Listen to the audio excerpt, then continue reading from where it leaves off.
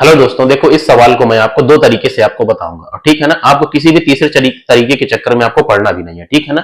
ये दो तरीके आपके इस सवाल के लिए पर्याप्त है, ठीक है ना। इस सवाल को पहले आप समझ लीजिए। देखो यहाँ पे एक निश्चित वार्षिक ब्याज दर पर ₹5,000 पर 2 वर्ष के वार्षिक चक्रवृद्धि आधार पर गणना किए गए चक्रवृद्धि ब्याज और साधारण ब्याज के बीच का अंतर आपका 72 दिया हुआ है, ठीक है ना।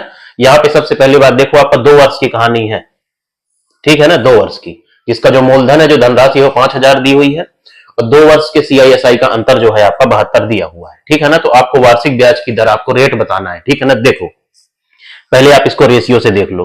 2 वर्ष का जो अनुपात होता है वो क्या होता है, 2:1 होता है, ठीक है ना। तो 2 साल के जो CISI का अंतर होता है वो इस एक की वैल्यू होती है, ठीक है ना। अगर आप इस एक की वैल्यू निकाल देंगे तो आप 2 साल के CISI का अंतर आपको मिल जाएगा, ठीक है ना। तो इसका मतलब क्या हुआ कि आपको देखो 2 साल के CISI का अंतर कितना है आपका 72, तो इस एक की वैल्यू आपको 72 दी हुई है, ठीक है ना। अब देखो आपको क्या निकालना है, रेट। तो आप मान लीजिए ना कि इस सवाल में रेट जो है आपका R% है, ठीक है ना।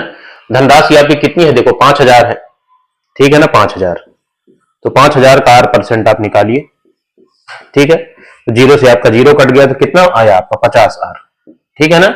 ये जो 50R वैल्यू आई है, ये इस दो की वैल्यू है, हमें चाहिए एक की वैल्यू। तो जो वैल्यू आएगी उसका फिर से आपको R% निकालना है, ठीक है ना। फिर से इसका R% आप निकाल लीजिए, ठीक है। तो ये कितना हो गया, 50 दूनी आपका 100, तो ये कितना हो गया R² बटे में आपका 2, ठीक है। ये है आपके इस सवाल के हिसाब से 2 साल के CISI का अंतर जो आया है R² बटे में आपका 2 आया है, और सवाल में आपको कितना दिया हुआ है 72, ठीक है ना। तो R² बटे 2 की वैल्यू आपको 72 दी हुई है। तो R² की वैल्यू कितनी हो जाएगी, 2 दूनी 4 और 2 सत्ते 14, 144।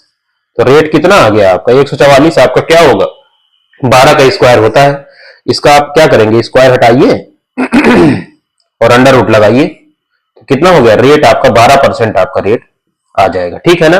तो देखो ये तो इसको हो गया आपका कि 2 साल के रेशियो से आप इसको बना सकते हैं, ठीक है ना। एक 2 साल के लिए आपका फॉर्मूला है, इसको भी आप याद रखिए, ठीक है ना। कभी कभार क्या होता है कि देखो हम इस तरह सवाल को जल्दी सॉल्व कर सकते हैं, कभी कभार हम फॉर्मूले की मदद से उसको जल्दी सॉल्व कर सकते हैं, ठीक है। तो फॉर्मूला देखिए क्या है, D में P इंटू में R बटे में 100 का होल स्क्वायर, ठीक है ना। यहाँ पे देखो R का स्क्वायर नहीं है, R बटे 100 का होल स्क्वायर है, ठीक है ना। तो देखो D यहाँ पे आपका डिफरेंस है 2 साल के CISI का, P जो है आपका प्रिंसिपल है, मूलधन है, धनराशि है आपकी जो सवाल में आपकी दी हुई रहती है, ठीक है। और R जो है आपका रेट है, ठीक है। तो बस वैल्यू पुट करना है। अंतर दिया हुआ है कितना आपका 72, ठीक है। धनराशि कितनी दी हुई है 5,000, ठीक है। इंटू में हमें इसको आप खोल दीजिए ब्रैकेट को, तो कितना हो जाएगा R² और बटे में आपका देखो 100 गुणे में आपका 100, ठीक है ना। तो देखो 3 जीरो आपके चले गए, ठीक है। तो ये कितना आया, देखो 5 दूनी 10, ये भी देखो आया R² बटे में 2। ये जो हमने किया है ना, इसी फॉर्मूले का आपका एप्लीकेशन है, और ये जो फॉर्मूला है इसी से आया है। ये जो प्रोसेस हमने किया है, अगर यहाँ पे आप प्रिंसिपल को P मान ले और रेट को R मानेंगे, तो यहाँ पे जो 1 की वैल्यू आएगी वो यही आएगी, P बटे में R बटे 100 का होल स्क्वायर, ठीक है ना। लेकिन आपको दोनों चीजें याद रखना है डायरेक्ट, ठीक है, क्योंकि एग्जाम में इतना टाइम नहीं कि आप चीजों को प्रूव करके निकाले, ठीक है। तो यहाँ पे देखो कितना हो गया, R² की वैल्यू कितनी हो गई आपकी 72 गुणे में आपका 2, वही आया जो क्या होगा 144, ठीक है ना।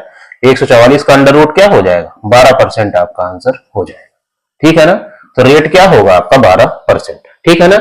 तो कभी भी आपको रेट निकालना हो और अंतर दिया हो तो आपको ऐसे ही करना है, किसी भी अब तीसरे चक्कर में आपको नहीं पढ़ना है, ठीक है ना।